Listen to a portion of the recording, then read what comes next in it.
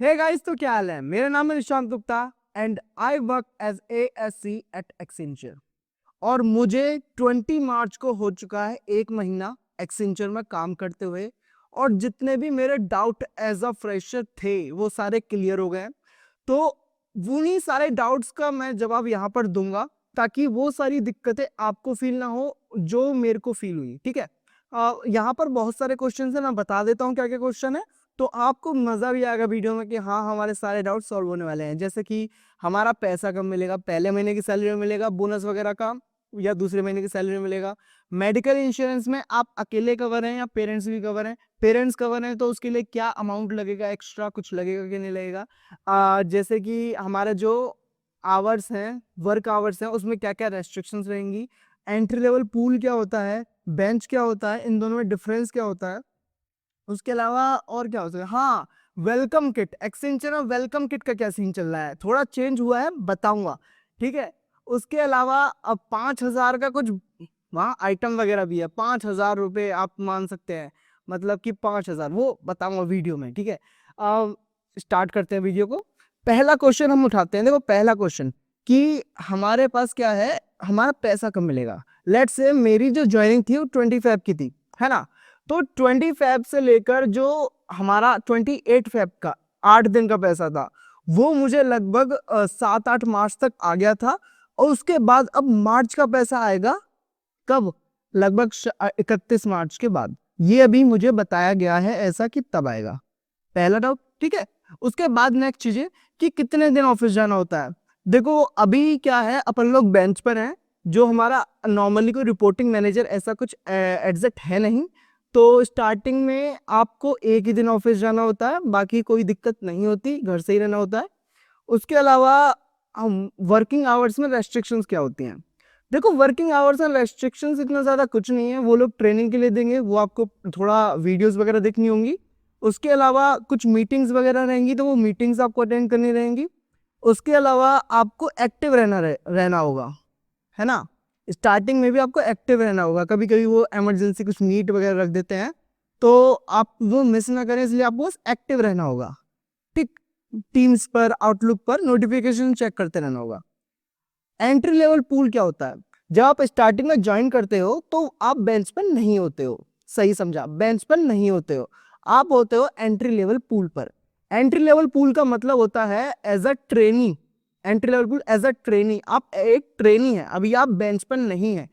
Bench पर होने से क्या होता है, जो प्रोजेक्ट अवेलेबल होते हैं, जो प्रोजेक्ट के मैनेजर्स होते हैं, वो लोग आपको रीच कर सकते हैं कि आपको टीम्स में मैसेज करेंगे कि कैन वी कनेक्ट, और उसके बाद वो डिस्कस कर सकते हैं ये प्रोजेक्ट है, ये प्रोजेक्ट नहीं है। आपको अगर प्रोजेक्ट पसंद आता है तो आप एक्सेप्ट कर सकते हैं, नहीं तो आप रिजेक्ट कर सकते हैं। ठीक है। वो सारी चीजें, कुछ वो टर्म्स हैं, हार्ड हार्ड लॉग वगैरह, वो आप समझ जाएंगे, है ना। उसके बाद में बेंच और एंट्री लेवल में क्या डिफरेंस है। देखो स्टार्टिंग में कुछ दिन तक आप एंट्री लेवल पूल पर रहते हैं। लेट से आप 1 हफ्ते हैं, 2 हफ्ते हैं, 3 हफ्ते हैं, वो आप एक वेबसाइट है वहां पर जाकर दिख जाता है you are currently at entry level pool till date. वो डेट बहुत इंपॉर्टेंट है। देखो स्टार्टिंग में मैं तुम्हें बताऊं, मेरे लिए वो डेट आ रही थी दिसंबर 2027। मैं पैनिक मार गया था, लिटरली पैनिक मार गया था कि मतलब 2 साल तक मैं ट्रेनी रहने वाला हूँ। तो क्या हुआ, 2-4 दिन ऐसे ही बीते, उसके बाद वो अपने आप वो डेट अपडेट हो गई और मैं करंटली अब बेंच पर हूँ। ठीक है।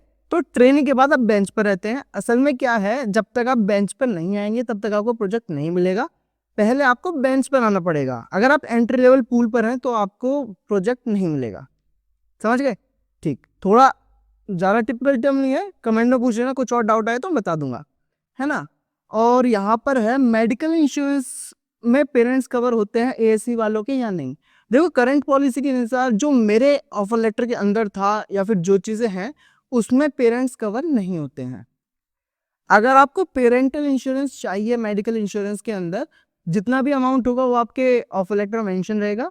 अगर आप चाहते हैं आपके पेरेंट्स भी कवर करें तो उसके लिए कुछ प्रीमियम चार्जेस होते हैं, वो आपको पे करने रहते हैं, है ना। तो यार आप देख लेना, वहां पर वेबसाइट है, वहां पर सब चीज की अलग अलग वेबसाइट रहती है इनकी। तो वहां जाएंगे तो आपको दिख जाएगा कि पर्टिकुलर ये अमाउंट आपको पे करना है। तो उसके बाद आप अपने मेडिकल इंश्योरेंस के अंदर अपने पेरेंट्स को भी इंक्लूड कर सकते हैं। बट अगर वो शायद बाकी सारी चीज़ें मेंशन रहती हैं ऑफर लेटर में, तो मैं कोशिश कर रहा हूँ कुछ एक्स्ट्रा ऐसी इंटेल ना दूँ जो लीकेज कहलाए, समझ रहे हैं ना यार, थोड़ी सख्ताई है यहाँ पर, ठीक। तो उसके बाद हाँ, वेलकम किट। देखो लास्ट ईयर से क्या हुआ है, वेलकम किट हो गई खत्म। पहले वेलकम किट में बोतल आती थी, डायरी आती थी, पेन आता था, ये सब आता था, अब हो गई है खत्म। अब क्या आता है, क्या वेलकम किट नहीं मिलती? वेलकम किट तो नहीं मिलती है, पर लेकिन 900 रुपये मिलते हैं। 900 रुपये कैसे? उसकी भी एक अलग वेबसाइट है, वहां जाकर आपको क्या होगा, 200 पॉइंट्स मिलेंगे, उसे आप रिडीम कर सकते हैं as a Amazon coupon, Flipkart coupon, gift voucher type. तो वहां से आप कुछ भी बाय कर सकते हैं। लेट्स से मेरे को मिला था, और एज अ क्रिएटर मैंने क्या ऑर्डर किया, ये माइक, ये 910 का था। 900 रुपये वहां से 10 रुपये मैंने डाले थे, ठीक है। तो कह सकते हैं एक्सटेंशन ने मुझे माइक दिया है एज अ वेलकम किट, ठीक है। और उसके अलावा हाँ, 5000 रुपीज उसका मैं बोल रहा था। एक्चुअली हर जितना मुझे सुनने में आया है कि हर साल या हर 6-7 महीने में 5-6 हजार वेलबींग के मिलते हैं, जिसमें आप कुछ पर्टिकुलर वेबसाइट या कुछ पर्टिकुलर एप्स के थ्रू दवाइयाँ ऑर्डर कर सकते हैं, ऐसा कुछ मेरे सुनने में आया है। और मुझे एग्जैक्टली बहुत आइडिया नहीं, उसमें ऐसा कुछ भी सुनने में आया कि वहां से आप लेंस कार्ड वगैरह का, चश्मा वगैरह ऑर्डर करवा सकते हैं, ऐसा कुछ एग्जैक्ट मुझे नहीं पता, क्योंकि अभी एक ही महीना हुआ है, ठीक है। तो मैं श्योरिटी के साथ नहीं बोला, लेकिन ऐसा ही कुछ है। वो हर 6-7 महीने के बाद या हर 1 साल के बाद रिन्यू होते हैं, आप उसे यूज कर सकते हैं, नहीं तो एक्सपायर कर जाएंगे, फिर दोबारा आएंगे, ऐसा कुछ, ठीक। और उसके अलावा रीलोकेशन, यार देखो रीलोकेशन का सीन ऐसा है, रीलोकेशन आपको पता होगी या नहीं होगी, बताओ क्या लगता है, कमेंट करो, बताओ होती है या नहीं होती, बताओ। नहीं होती यार। अगर आपको, अगर आपका एक्सेंचर में हुआ है और आपको ज्वाइनिंग लोकेशन जो मिली है, तो चुपचाप से वहां चले जाओ, एंड वो प्रोजेक्ट रिक्वायरमेंट्स के हिसाब से होती है। अगर बाय एनी चांस कोई चांसेस हैं भी चेंज होने के, तो उसके चांसेस सिर्फ इतने हैं कि आपको बाद में कोई प्रोजेक्ट मिलेगा, मान लो उस पर्टिकुलर लोकेशन का प्रोजेक्ट है। फॉर एग्जांपल गुड़गांव की बात करें, अगर उस पर्टिकुलर लोकेशन का कोई प्रोजेक्ट है और मुझे कोई मैनेजर असाइन होता है प्रोजेक्ट का, और प्रोजेक्ट मैनेजर अगर अलाउ करता है तो कि मैं गुड़गांव वाली लोकेशन पर रिपोर्ट कर सकता हूँ 1 से लेकर 2 दिन। हाँ, ऐसा भी सीन है कि कितने दिन ऑफिस जाना है वो प्रोजेक्ट मैनेजर बताएगा। स्टार्ट में 1 दिन से काम चल जाएगा, बट बाद में प्रोजेक्ट मैनेजर बताएगा। तो प्रोजेक्ट रीलोकेशन का सिस्टम ये है कि अगर आपका मैनेजर अलाउ कर देता है कि आप 1 दिन या 2 दिन रिपोर्ट करना है, उस पर्टिकुलर लोकेशन पर रिपोर्ट कर सकते हैं, तो आप कर सकते हैं, वरना तो आप नहीं कर सकते। जहाँ है वहीं रहिए, मस्त रहिए, खुश रहिए। और सारे क्वेश्चंस मेरी तरफ से हो गए खत्म।